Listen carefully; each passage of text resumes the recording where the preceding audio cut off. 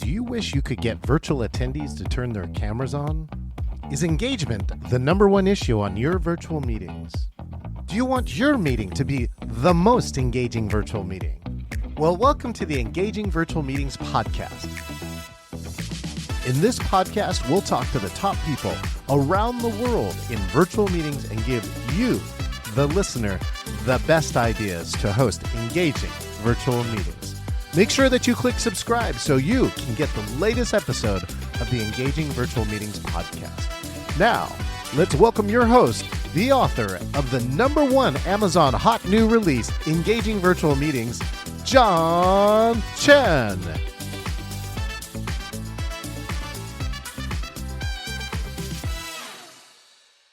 Aloha! Here from Seattle, Washington. It's another episode of Engaging Virtual Meetings podcast. Today, I will be producing a program called the Love Lahaina Luau. Look on my feed for a free virtual ticket. I helped to put this program become hybrid, and it's going to be a benefit for the Maui Food Bank, where my very good friend Marcia Sharp, who is on the board of that nonprofit, and Maui Strong will be there. We have a live ukulele player. We have a live Hawaiian comedian. It's 2 hours of amazing music and fun, as well as benefit and a live report from Lahaina. If you want to know what's really happening in Lahaina, especially now as the media starts to fade, tune in tonight at 6 to 8 p.m. For the rest of you who are on here, hey, do me a favor, wherever you're at, hit subscribe, share, like, or comment.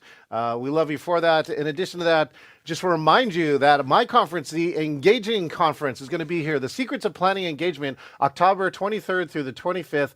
2023 this year. You can just go get a free ticket. I gave you one, engagingvirtualmeetings.com/con. We have all these amazing people, including Deb Eckerling, where this person, Deb Eckerling, invited or interviewed our guest yesterday on an amazing food podcast. And if you want to subscribe to this podcast, just go to www.engagingvirtualmeetings.online and then click the subscribe button on one of your 13 amazing platforms. Did you know the #1 platform for this podcast is Spotify? That's correct. All right, so this guest has got a big sheet. She has written for AARP. She has a new book out. She has traveled the world with a hula hoop. That's enough to make you just stay here and figure out what's going on. Let's welcome our guest, Lisa Niver,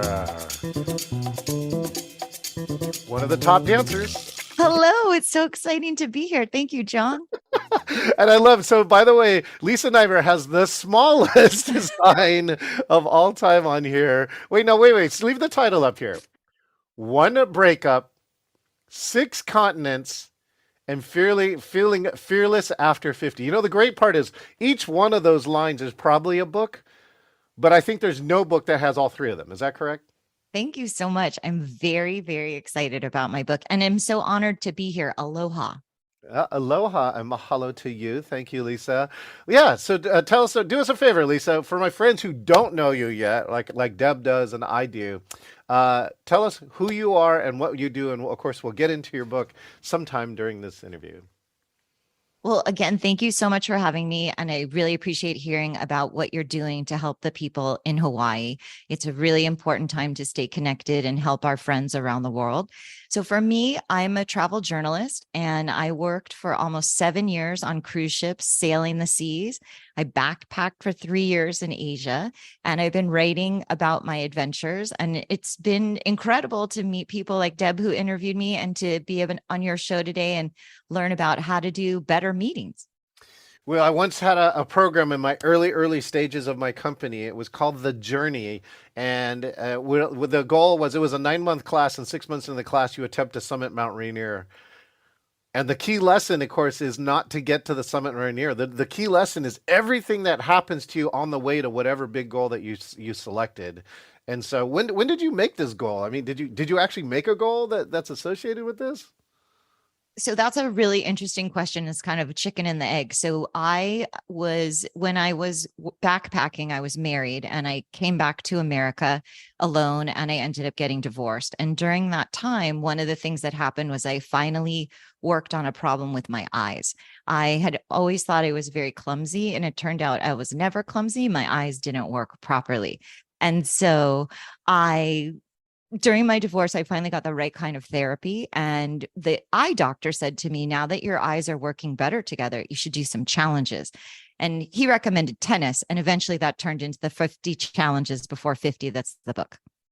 Wow.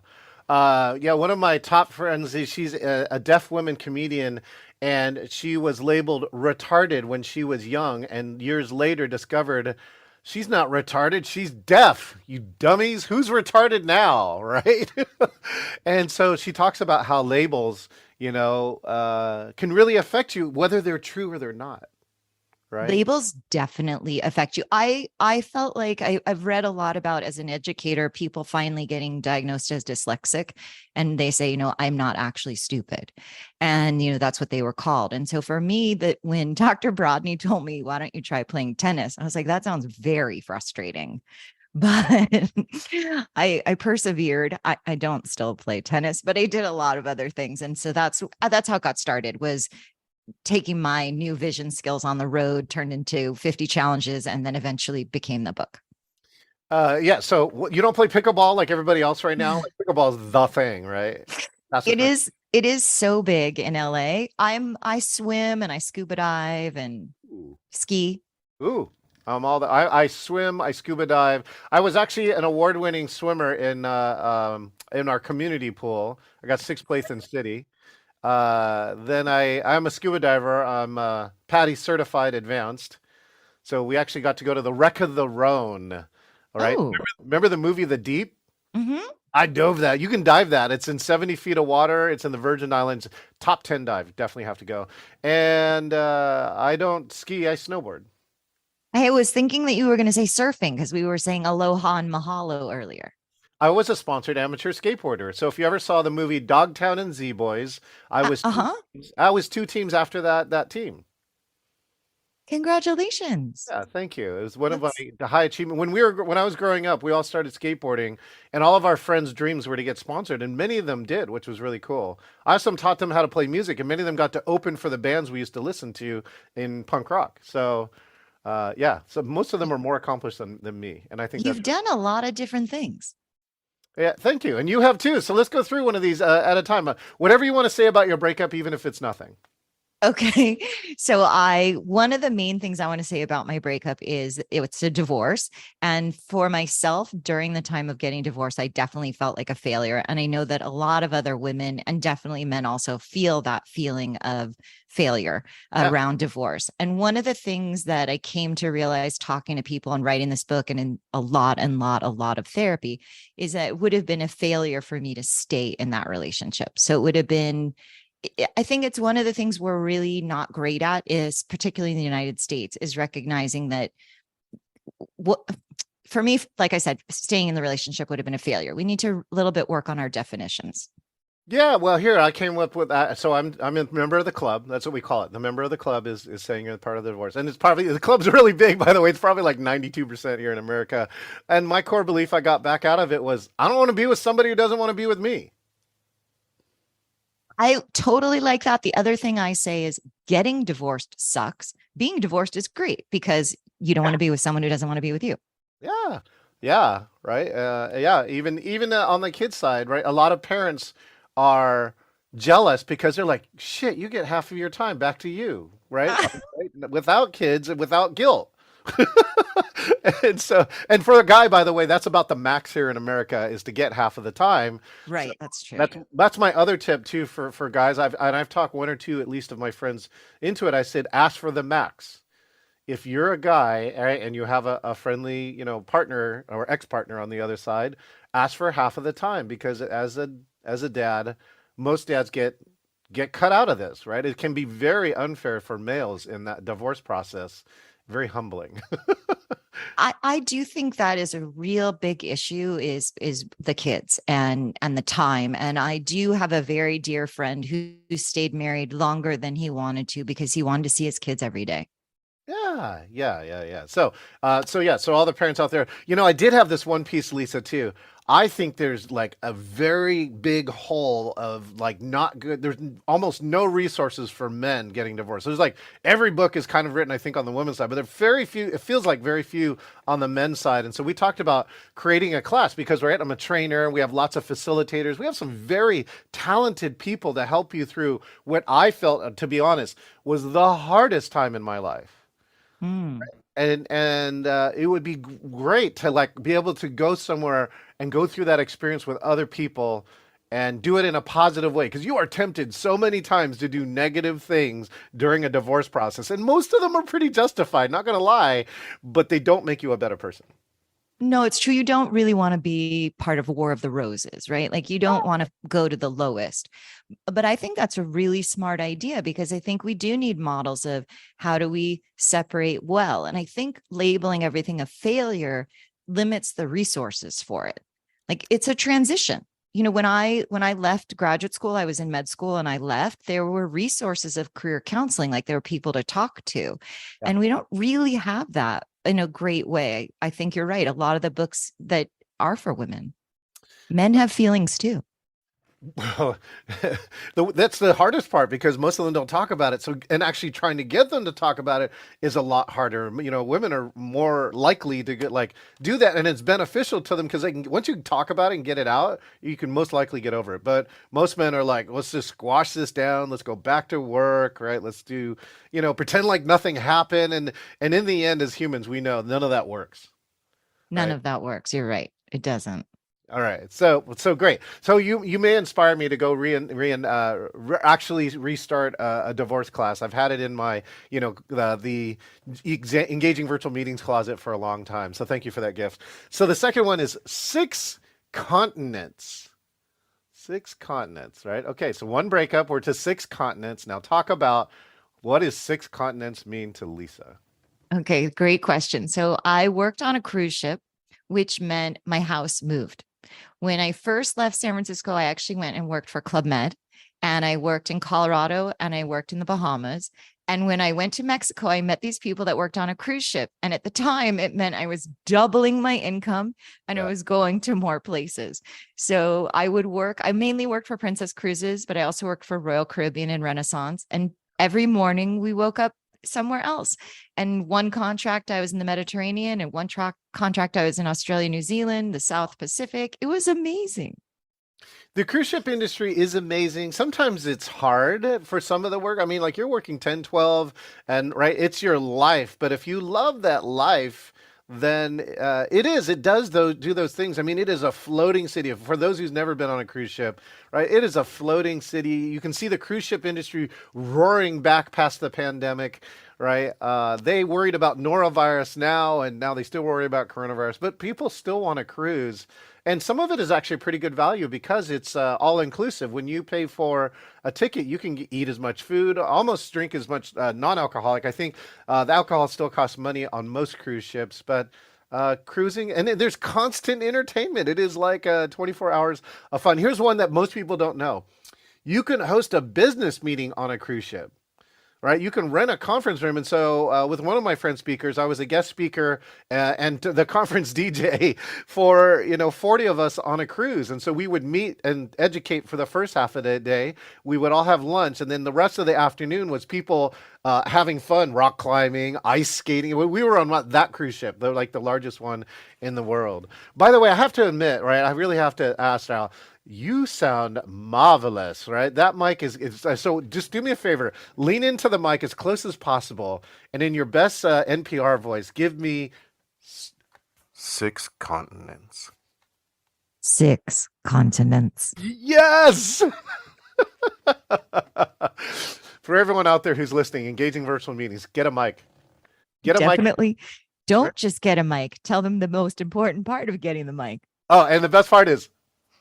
make sure it's on. Right? Make sure you select the right microphone. And I've had it to me recently, Lisa. I plugged in a new camera, and often when you plug a new camera, the camera has a mic, and it will steal the mic that you had set up. So in this case, either in Zoom or one of my preferred ways, Lisa, is to go back and you got to change the system settings for whatever computer you're on, because that will change it at the source, and by default, it'll pick that mic. But Zoom can override it too. So you can pick a system mic, and then Zoom can override and it says, I want to choose a different mic, but ideally you want to check that one back to the system mic so it changes when you change. You know so much. It is incredible. I really loved reading your book. Excellent. Thank you so much, Lisa. And I love the NPR now. They're like, here on NPR, I'll be speaking with Lisa Niver about feeling fearless after 50, right after this break. All right. I did really like your cruise ship commercial. And I just want to say that there are quite a few cruise lines right now that offer a drinks package. So that can also be included. And many of the companies, especially the river sailing like Viking or Riverside, include a lot of the tours. So it really is at the end, you don't have a surprise, because that's the worst when you're away and you think, wow, this is so great. And then you get your bill and you're like, this was not so great. Oh, I know. They'll sneak you up on the bill. Okay, but I do have a funny side story before we go to feeling after 50, right? Is that we were cruising with somebody else's kid and they were in the arcade. And in the arcade, somebody had left their drink card, right, on the game. And he goes, what's this? And it's like the name was like Justin Stever or something, right? I forgot what the name was. And so he came out there and he goes, that's a drink card. Because I didn't, right? This family did not buy a drink card for their kids because they didn't want them drinking soda the whole trip, right? And crack, So the kid gets one of these and suddenly realizes he can order soda at anywhere at any time. Right? And so so he became Justin Stever for the whole trip, and that was the whole joke. And then he would buy sodas for sometimes for the other people, and I'm sure that was not legal. But I just thought it was really funny that if you go cruising, sometimes look for the lost drink card. That can be really useful. Actually, the arcade is a pro tip. So when I first worked on the cruise ship, I was a youth counselor, and then I was cruise staff, and I did a few other fun things. But one of the things I used to make sure that parents knew is sometimes, depending on, I don't know how it's set up now, but your child's room key is a credit card on the ship, and they start spending money in the arcade. And so one of my friends, I said to her, hey, did you turn your kid's card off or cap it? And she said, what are you talking about? And she went to the front desk and the kid already spent $200 in the arcade. He didn't know. It said tap. So he tapped. That's right. That's just like online. What do they call those virtual goods, right? It's like people have run up parents' iPhones, getting the in-game purchases. Yes. And it's just as bad as roaming, right? $4,000 roaming. Woo. Okay. All right. So the last one here is feeling fearless after 50 with the title Bravish. So yeah, I want to hear what does feeling fearless mean, and also what does the title Bravish mean to you, Lisa? Okay, thank you for asking. So I did these 50 challenges before I turned 50, and now I'm over 50. And one of the things I noticed when I was picking things to do and thinking about challenges from the very beginning, I was against every idea. And my first response to everything was, nope, I can't do it. I don't want to do it. It's too scary. It's too hard. I won't do it. And I started really small. And by the end, they were big, giant challenges. And one of the things I noticed after I completed them was when new things appeared to me, my first response wasn't, no, I hate it. I'll never do it. That's so stupid. Forget about it. Now I'm running towards them. Like I was in Toronto and I was with a friend and we went to the CN Tower, and you can take a tour, but you can also go outside on the top level of CN Tower and walk around on the outside. And my friend and I saw it, and my friend said, that's terrible. It makes me nauseous just to look at that picture. And I was like, I am doing it. She said, you're not scared? I'm like, no, I really want to go. And it ended up being raining the day I went. And they go in the rain as long as there's no lightning. I'm like, are you sure you want to go? I'm like, put the harness on me. I'm ready. So that seemed like a big shift for someone who was like, nope, I don't want to play tennis. I don't want to try new food. I don't want to do anything. I don't want to go a new place. No. No. Wow, yeah, that was like we remind me of one that was like that. So my coworker goes, "Hey, there's a SpaceX launch, and we're in Orlando, right? We're at Disney World, so we're really close." And he goes, "Yeah, let's go. Maybe we'll go watch it." And he was just in his head, he didn't say anything, but in his head, he's like, "Let's go park our car somewhere and watch this." But what I did with it was like going, well, where can you watch this? Then you see the closest a civilian can get is to go to the NASA Kennedy Center, right? And you'll be in a special event that's 3 miles away from the launch pad is the closest you can get. Because I Okay. mean, it is amazing. So we got there, and they launch is like 11:30 p.m. and there's a huge line there. There are people from Italy and Australia. There are like all these super space fanatics. Like the line waiting to get in was more fun actually, I think, than the launch itself. But we finally got in, and you get a private tour of there, and they actually drive you down the runway where the space shuttle lands, right? And tell you like all this stuff. I mean, it is long too. It takes a good 12 minutes of driving at full speed in a bus to do that. And then we go to the launch. And my friend, he was a SpaceX fan. He's an Elon Musk SpaceX fan, and he had never seen a launch. And when we saw the launch, he told me one thing. He goes, "It's not the sight, it's the sound." He goes, the sound was so loud, like his pants were wavering from the sound of the rocket, even though you're 3 miles away. And it's nighttime, so the rocket is just like super bright. And you can see it all the way out into the stratosphere. And he was completely blown away. And the whole part comes from that, from saying yes, right? Saying yes. Not, we're not just going to sit on a beach and watch it because it would have been totally different. We want to go to the official place to see it where you can be the closest. I think that's right. And I'm putting that on my bucket list. I have never been to a launch. I want to go.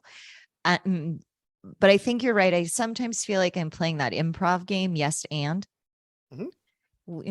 How can we make this better? Like, okay, we're going to go to the launch. Well, let's go to the official place for the launch. Or how can we, do we want to just watch someone else do it, or can we do it? Like one of my challenges, I went in Shark Reef at the Mandalay Bay. I was inside the exhibit, Oh, yeah. and I Yeah. thought the fun part was going to be being in with the sharks. I mean, I love, love, love scuba diving, and I love sharks, but honestly, one of the best parts was the little girls high-fiving me. Yeah. Yeah. By the way, do you know you can do that in Disneyland and Disney World?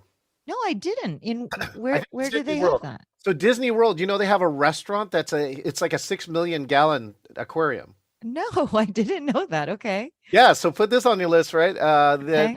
you can dive that, and like the best part is because like in Disney, right? They say you become the part of the show, right? You're the star in this case. And so there are 10 divers who get to go down. And by the way, the dive chart is hilarious. It says like conditions, right? 0 inch waves, right? No current.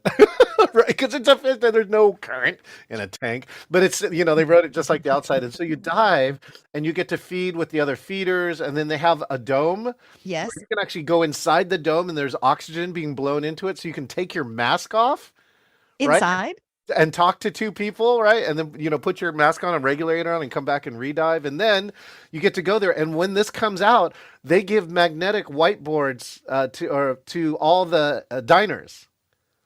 So you can come in, and we came there and we were doing flips, right? You do somersaults because you're weightless. And then they write stuff like, how big is the shark? And we go, this big, right? You can't talk to them, but you can do body motions, and they can write you notes.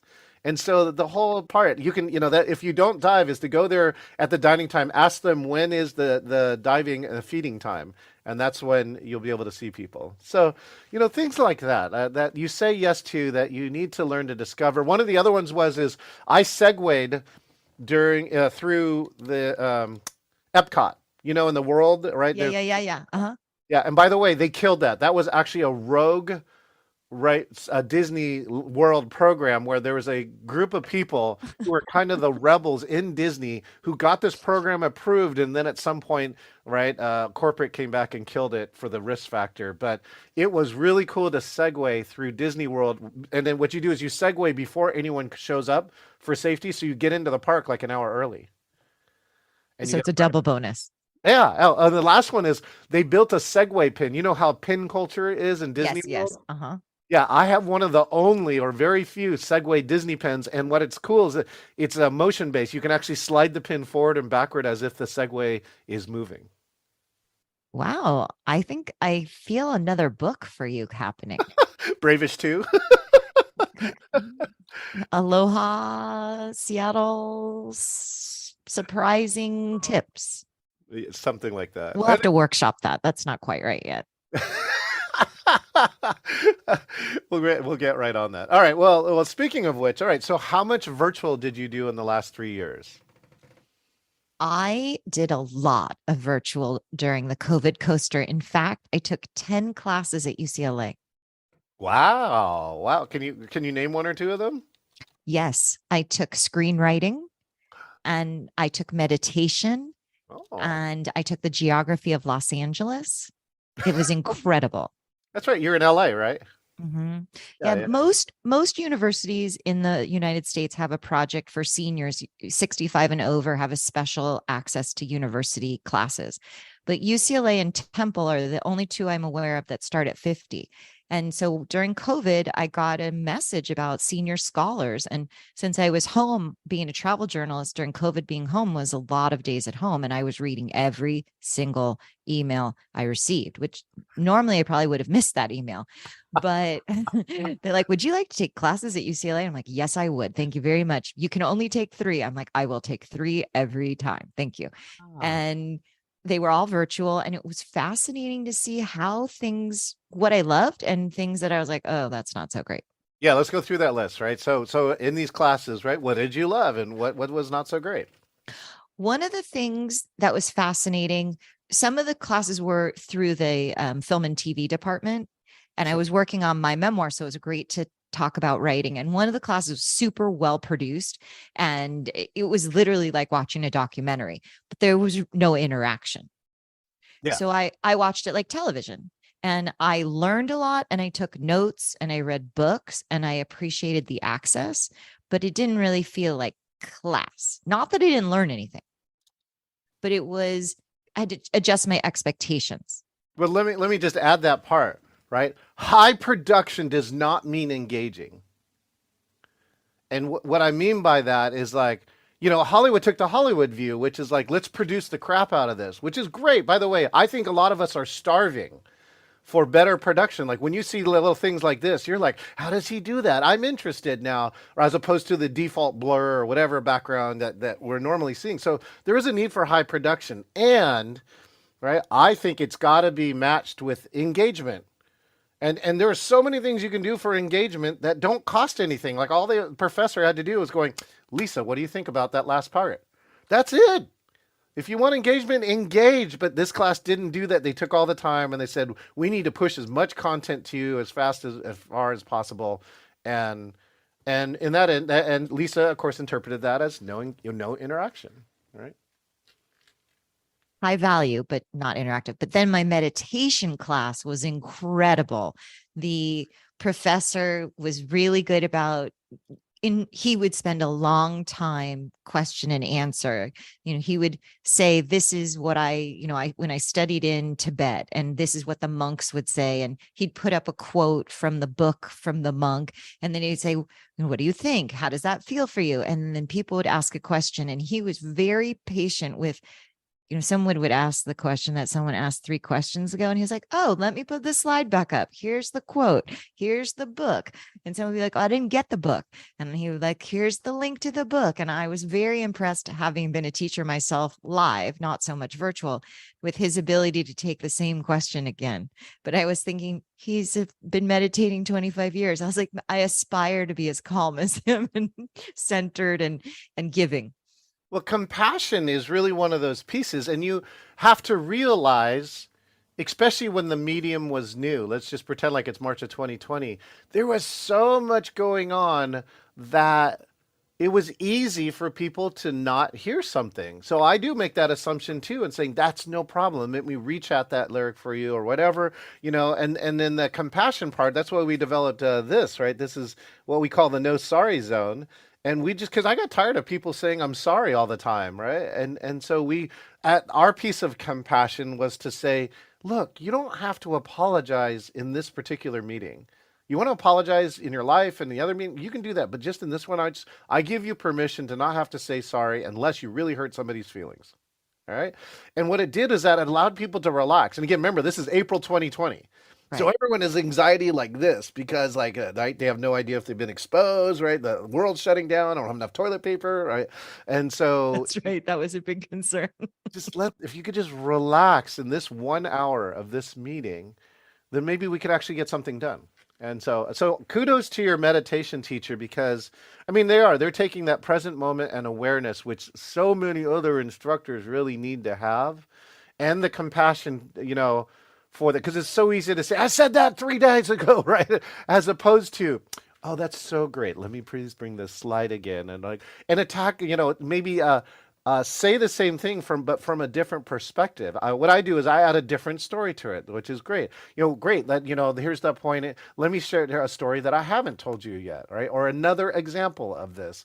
And so even all those other ones have this loaded piece of like, I know it's again, like if your teacher was really great, they'll remove all those references and teach it again as if it was the first time.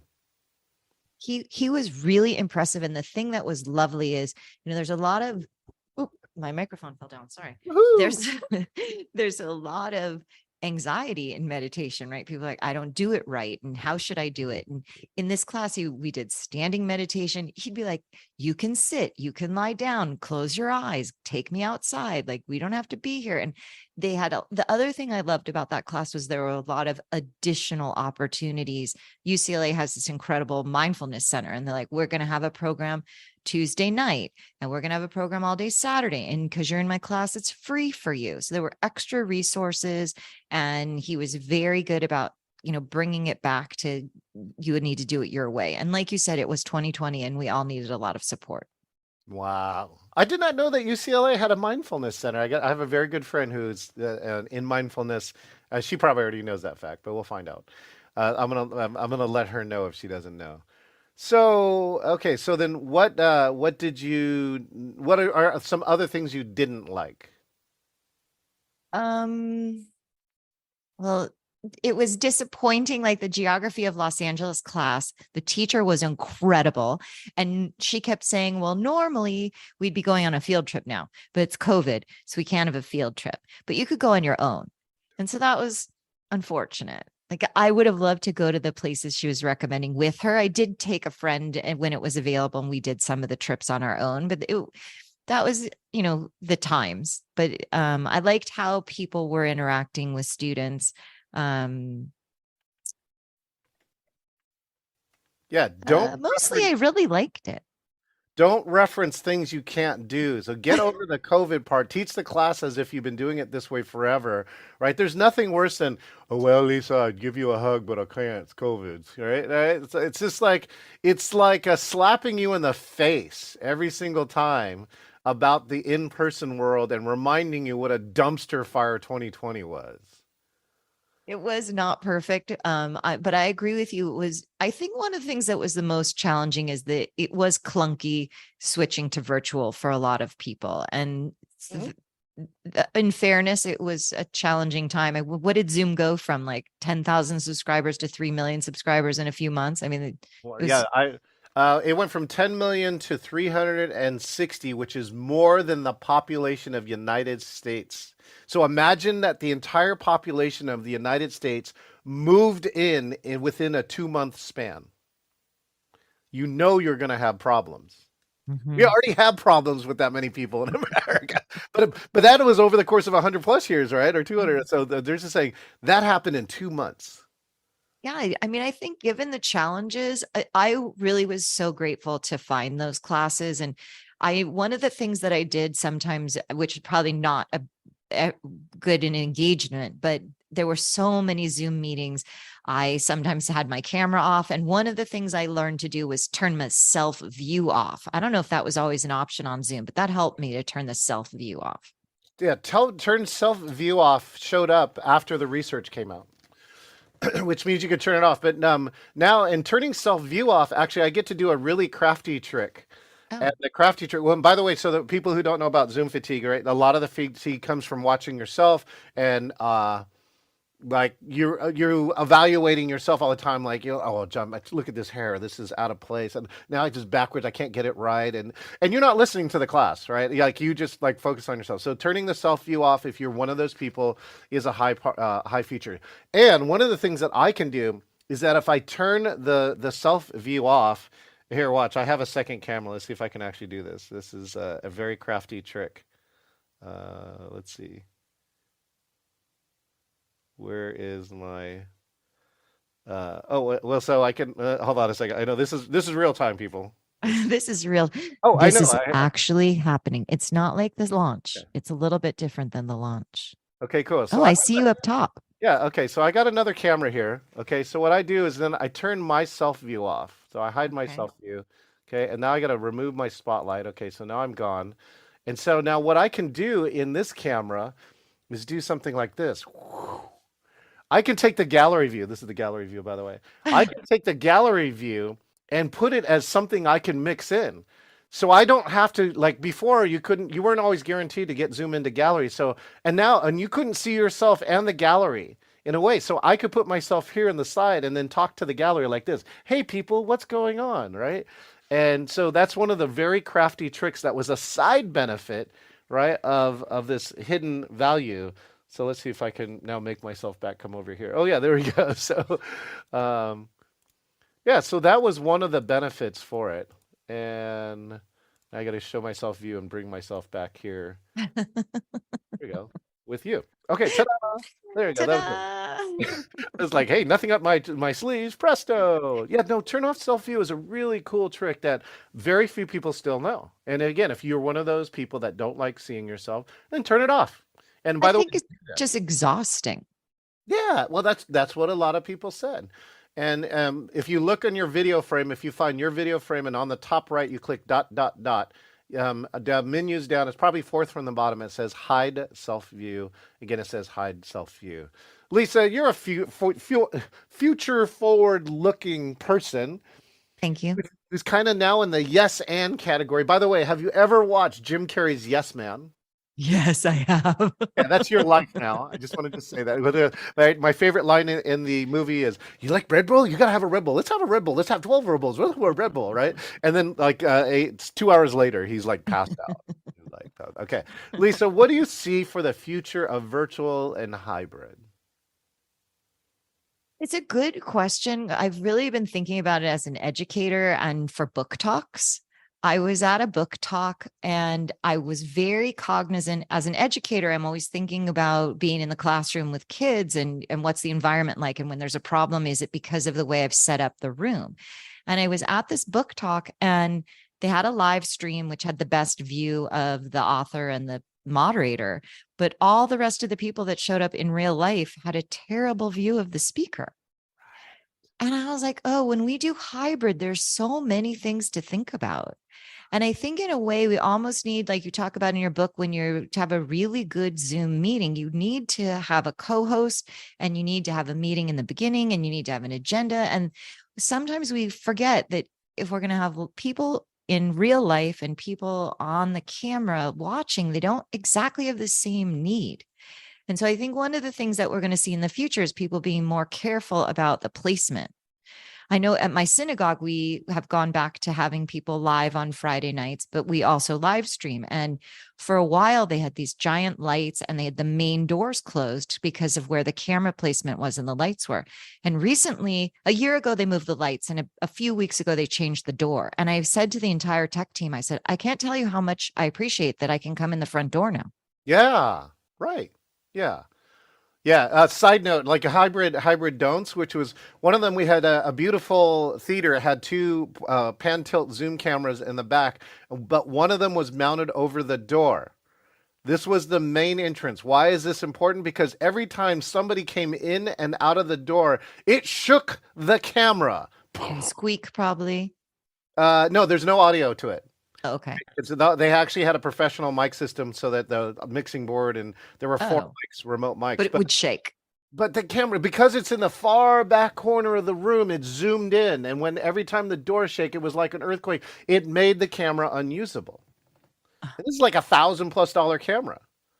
right? So I'm just saying these small things like can make a difference. And then a hybrid, right? The default is that I really want to, right? By default, I show virtual and the in-person room the same thing. So basically, I duplicate the screen that's on Zoom for the audience so that they're seeing roughly the same thing, except that the virtual audience, the in-person audience doesn't see chat.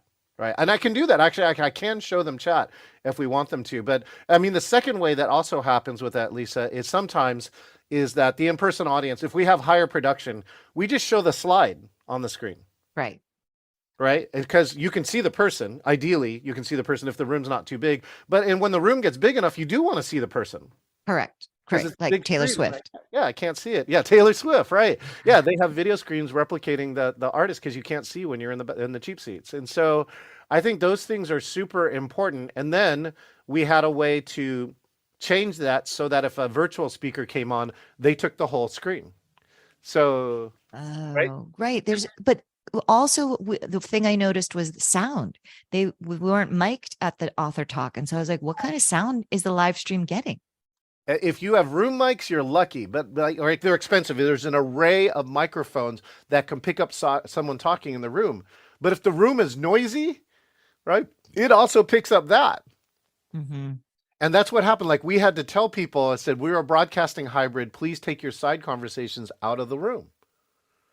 Right? Unless we have directional mics, right? So that you only hear what's going on. And again, we're trying to make things that are more natural, but when they're not, you got to ask people to do different things. Here, let me give you an example of like, here's two of the views that we might give you, right? With that. So here, we're going to remove Lisa for a second, but Lisa's up here. Okay. So there's one here where we can talk 50-50. Hey, Lisa, you're right next to me and we're in the clouds. Hi, how you doing? Right? Which side are you? Yes. I know. So and one of them is that you have to learn how to point backwards unless you mirror your screen. And then if you mirror your screen, all the words are backwards, but that's a whole nother topic. So now here's another one. Now let's say, and I'm going to give preference now to Lisa. So Lisa, if you wanted people to only remember one thing from this interview, what would it be? The one thing that I hope people will remember is that small steps can lead to big changes. And you can start just right around your corner in your own backyard. You don't have to leave town to start traveling. And so you watch. Now, progressively, I can come back and move you back here to have that. Right? And this is like all automatic. I know you're almost there. Here we go. Wait, so watch. See if you can high five me. Other hand. Nope. No, same direction. There it is. Right? Now, high five. One of the other ones too, right? Get one of your objects, like a book or something. Let's see. Oh yeah, get your book. I have a little book and a big book. Okay, get a little book. Let a little book. Let's see if I can do this correctly. Okay. Oh, to hand it? Yeah, hand me your book. Whoa! Wow, that's so cool. Look at that. Ready? I'm gonna push on towards you. Ready? And okay, wait, hold on. Do it again. Okay, hide it. Push it out. Yeah. Okay. Ready? 3, 2, 1. I'm slowly. Now you put your book. There you go. These are virtual tricks that you can do. I might need a little more practice. That's okay. So yeah. So thank you, Lisa, for this amazing time together. I love that we riffed and it brought so many memories together. Reminding me of just like other things I actually haven't talked about in other interviews. So I appreciate that. So Lisa, when did your book come out? It's coming in 3 weeks, September 19th, but it's available for pre-order everywhere. There's digital, paper, audio is coming. My favorite tip to tell people is it's great to order at Target, Walmart, Amazon, Barnes & Noble. My book is available all of those places, but my best recommendation is to support your local bookstore, call them, order the book, and say that you will come into the store and pick it up because you never know what other treasures you'll find when you're in the bookstore. Ooh. And so that would be, I think, was it Goodreads is all independent bookstore? I gave 2 links. Bookshop. Yeah. Oh, okay, great. So with that, and I know that small bookstores, in fact, I can introduce you to one here in Mercer Island, owned by an ex-Microsoft person, and I believe my daughter's friend or daughter. Oh, no, I take it back. My son's wife worked in the bookstore. So it's amazing. Yeah, it's amazing bookstore on the Mercer Island. Which also Mercer Island, of course, has a large Jewish population and a synagogue there, which I have actually worked for on the virtual side. So something for you to consider and think about. Maybe we'll do a hybrid event together there. I'm ready. Already. I'm here. Right. Did I tell you that I have this thing called hybrid in a box? No, what's hybrid in a box? Hybrid in a box is like it used to take me over 8 hours to get all the equipment, like gather it, and then set it up, right, for an equipment. It used to take about 3 or 4 hours on site, and I just said this is too slow. So I built an anvil case, and it has all the equipment, and I can leave 80 to 90% of the wires logged in. So I roll this box in, the front and back turn into tables, and I put out 3 cameras, and I'm ready to go in 30 to 60 minutes. Wow. And you can have a professional 3 camera shoot with 7 remote mics. Yeah, I'm ready to do an event with you and buy hybrid in a box. There you Hybrid go. in a box. That's the future. That's my immediate future. That's actually today. I'm using a portion of that system for that luau today that we talked out at the beginning. Make sure and check out that luau because when you see the broadcast production of it, you'll go like, this looks like $1,000,000, and it's just a bunch of my equipment. It's not. Well, we know that you have a lot of awards. You're an award-winning presenter. You're an award-winning instructor. People have been learning about you. And of course, they can buy your book, There you Engaging go. Virtual Meetings. And I'll leave the part about authors, right? Actually, I did an author talk just this week for someone from UK and Australia that asked me as a two-time author. The number one piece is that writing the book is only 20%. Selling the book is the other 80%. And Lisa, and I have lots of different ways to share with you, and I have lots of other authors to share with you. The average author sells 300 books. So let me tell you, Lisa, every book over 300, you're above average, right? And let me tell you about the other part, which is that there's only 100 authors that get to 1,000,000 in a year. So don't be sad if you don't get to 1,000,000. But if you do get to 1,000,000, let me tell you, you're one of the very few 100 out of all the authors that year. So that is an extraordinary mark. Okay. I like that you've given me so many goals today. I'm swimming in Disney World. I'm going to SpaceX launch. I'm going to have to sell 1,000,000 books. Wait, do you know, is Oprah or Reese calling me tomorrow? Which one? Maybe neither. Someone new that's even better. Okay, maybe that would be so exciting. I can't wait. And I have one other part. Let me just see. Have you ever had dinner in the Magic Shop in LA? The Magic Shop? The private club known as the Magic Shop. Do you mean the Magic Castle or it's somewhere else? Sorry, I apologize. Did I say Magic Castle? Yes. Oh yeah. I like the player piano. What's the name of that player piano? Like I don't know. Louise or Lucy or something? You've already gone? Yeah, do you want to go? I'll take you. Oh, no, that's what I'm saying. I got one of the magicians to give me an in. Okay, well, come on, let's go. Well, good. Well, I want you to join me and some of my other friends who you've never been to the Magic Castle with in LA. It's probably going to happen in December. I can't wait because I hope I have sold 1,000,000 books by December so that we can celebrate. Yeah, me too, because then you can pay the bill. Okay, thank you so much, Lisa. Congratulations and good luck on your book launch, right? May I wish you a #1 on any Amazon list for something or another, because that's the one you want to take to your legacy, okay? Well, mahalo. I hope your event goes amazing tonight. And thank you for this time. And this has been such a pleasure. Thank you so much. Excellent. Thank you, Lisa. All right, this is John Chen, and we've been here on another Engaging Virtual Meetings podcast with the one and only Lisa Bravish Niver. Go get her book, for crying out loud. The link is inside of the every broadcast that's on here on the live stream. If you want to subscribe to this podcast, we release a new episode every Wednesday. Go to www.engagingvirtualmeetings.online or search for Engaging Virtual Meetings podcast on your favorite channel. And the next piece is always the best part. Do you want to be the next guest here on the Engaging Virtual Meetings podcast? Well, you can. All you got to go is go to this link, engagingvirtualmeetings.com/meet, and select interview, and you too could be the next guest here on the Engaging Virtual Meetings podcast. Thank you so much. Mahalo. Please do something for the amazing people of Hawaii. By the way, the fact that came out yesterday, this Lahaina fire has been more deadly than 9/11. Here in America. That's how big a deal it is. Please do something to help our fine Hawaiian neighbors here in America. So I'm John Chen, and I'll see you next time here on the Engaging Virtual Meetings podcast. This is John Chen, the author of the Amazon #1 hot new release, Engaging Virtual Meetings. I personally want to say thank you for listening to the Engaging Virtual Meetings podcast. It is my passion to help you eliminate bad virtual meetings. Make sure that you click subscribe so that you can get the latest episode of the Engaging Virtual Meetings podcast with all of the latest ideas. Hey, I want to meet you.